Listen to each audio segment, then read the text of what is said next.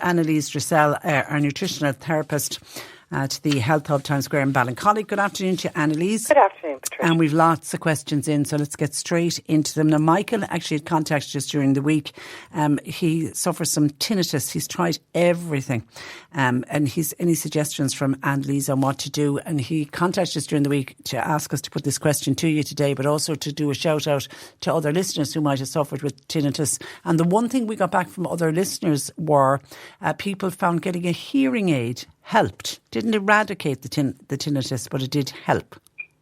Yeah, that definitely could be possible, Patricia. I know there is a machine that people can buy, and you have to, I think, do a couple of hours or an hour of it every day, and it's supposed to, retrain the brain. I've heard very mixed reports about it, and it is quite expensive. So a hearing aid might be a far better and more accessible option. So tinnitus is a very difficult one because we don't really know what causes it. I think if you've developed tinnitus after a viral infection, it could be that the virus has affected the canals or something in the inner ear where it's caused inflammation. And I definitely know that virus vertigo that causes vertigo, that cause can also cause tinnitus. And I think what happens is that it must be some sort of inflammation, and maybe it's pressing on a nerve and you get that tinnitus. I have tinnitus myself, Patricia, but mine comes actually from my back and my neck. So if my neck is very bad, I'll always know I get tinnitus, and my hands, my fingers on my right hand go numb. So for the former option, if it's inflammation, you have to follow an anti-inflammatory approach. And there used to be a great supplement that they took off the market, and it was by Nature's Plus, called Hearing Support. And in it, what there was a combination of natural anti-inflammatories. So instead of what was in that, we recommend Scientifica P4 Immune, it's called. It's by One Nutrition. It used to be the other company before. P4 Immune, this has very high natural antioxidants and anti-inflammatories in that. There was also in there rosmarinic acid, which comes from rosemary. So I'd get a good rosemary oil and put a few drops in with some warm water, or if you've rosemary growing in your garden, make it into a tea. And it also had a probiotic in there called Streptococcus salivarius. So it's the one that's present a lot in our saliva. So it's a bit of a mishmash of things, but that was what was in the other supplement, and that seemed to work very well if the tinnitus was caused by inflammation. And then if it's something to do, if you think it's to do with your back or your neck, you'll need to see a chiropractor. And I go to see Dr. Karina Maloney. She sorts me out. It was a long road, and she'll always say it's the most challenging thing she faces is tinnitus. But I've had great relief from that. And if people want her number, they can call the shop. I'll give it to them. Okay, well done. This is in from Colette, who is suffering from gout in her thumb joint. It's the joint nearest to the wrist.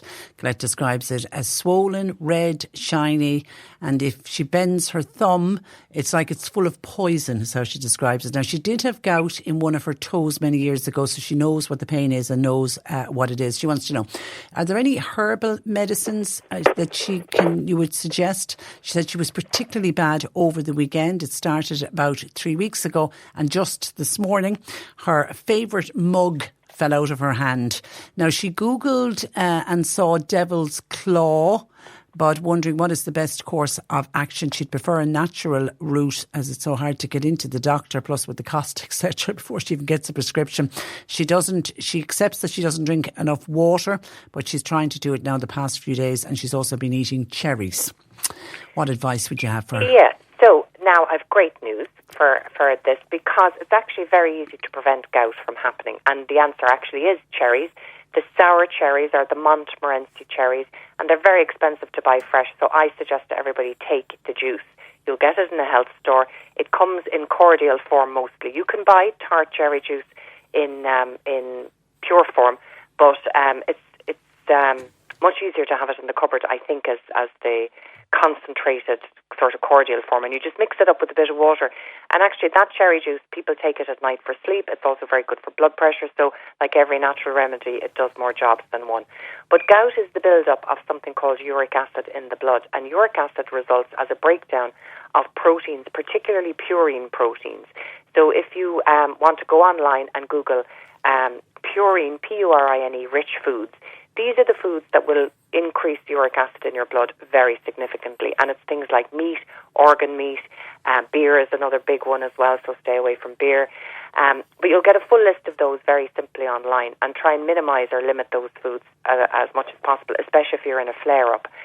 And then drinking cherry juice every day as a preventative is better than cure, because, I mean, once it's flared up, it's actually, you're in an extreme stage, and it can be very painful, Patricia, because the uric acid crystallizes around joints. Ouch. And I've had a customer in where when you could actually see the crystals through the skin. They were so extreme, they were pushing up like hard nodules through the skin. So it's excruciatingly painful. Turmeric is a very good natural anti-inflammatory. So if you are in a flare-up, I would suggest taking at least 3 to 4 glasses of the cherry cordial every day, along with 3 to 4 doses of a good quality turmeric supplement from the health shop, and that'll bring the inflammation down quicker as well. Yeah, because Henry VIII was famous for having gout, and it was kind of known as the rich man's disease because it was a very rich diet, wasn't it? It was, exactly, because people really couldn't afford to eat meat in those days, whereas they would have eaten a huge amount of meat, and they would have drank an awful lot of beer and wine as well. So that's where it really mostly comes from. Okay, good luck with that, Colette. Nutrition question. I know it's not good to eat late at night in general, but what foods should I eat for a good night's sleep, particularly if I'm peckish late at night, something that will enhance sleep? I think probably a yogurt is one of the nicest things to have going asleep if you're not dairy intolerant. There'd be a couple of things in a yogurt that would be good for sleep, and that is a protein called tryptophan, which is a precursor to melatonin, our sleep hormone.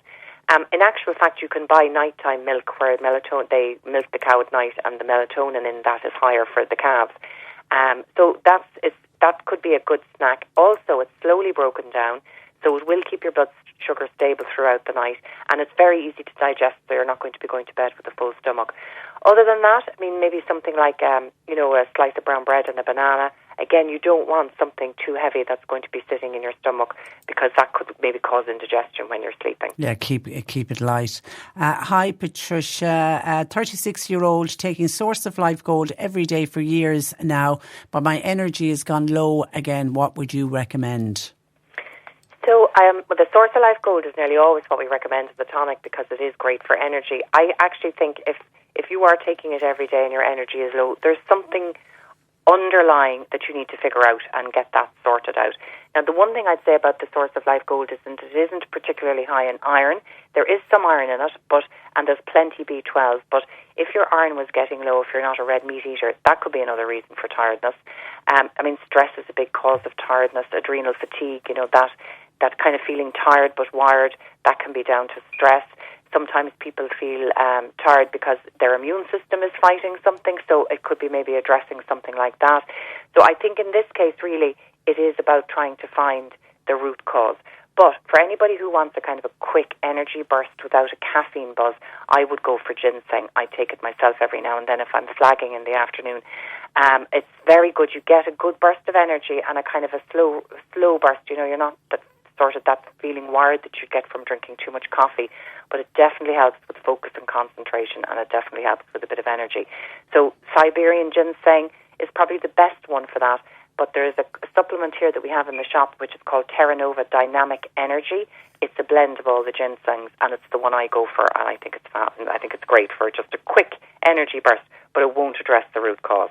Okay, stay on Source of Life Gold, because Joan is feeling very weak after a bout of COVID. She tried to get Source of Life Gold at her local head shop, but it was out of stock. Is there anything else you could recommend? And is there a shortage on Source of Life? Well, there was a problem with the Source of Life Gold. The last batch, actually, the spirulina fermented. So I'm taking that batch now.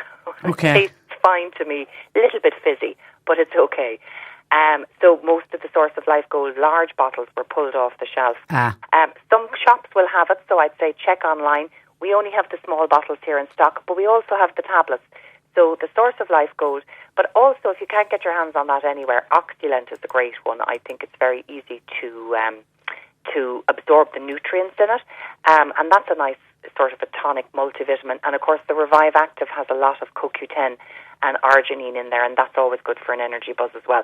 So either of those would do the job in the place of the Source of Life Gold. Okay, Liz is battling menopausal flushes and sweats at night.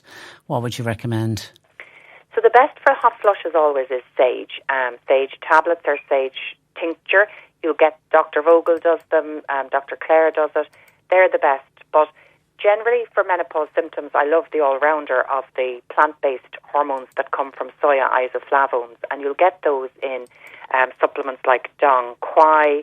There's a company called BioNutri. They do a lignin plus that I've taken and I found very good.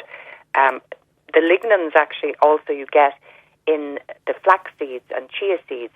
So putting those naturally onto your breakfast cereal in the morning will give you some of those isoflavones. And you could also eat more soya. A lot of women in Asian countries have little to no menopausal symptoms and they think it's because of the isoflavones found in soya. So if you like soya and tofu, you could eat that. But definitely for the hot flushes, sage, and at the beginning you could probably take it 2 or 3 times a day just to get it, increase it in your system to get on top of it quickly. Okay, and someone just finally go back to tinnitus for a second.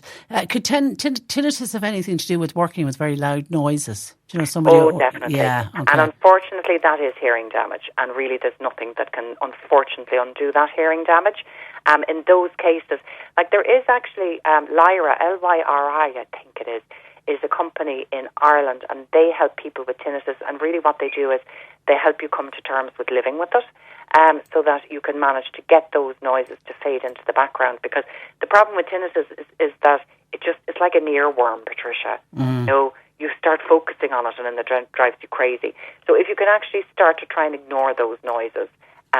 So I think that company, Lyra, I think the name of the company is, that might help in that circumstance there. Okay, and very finally, Barry in Ovens has been on. He's got what he thinks was a spider's bite on his leg. There's a red kind of a spot where the spider bit, but his leg is now red and swollen and extremely painful. What would you recommend?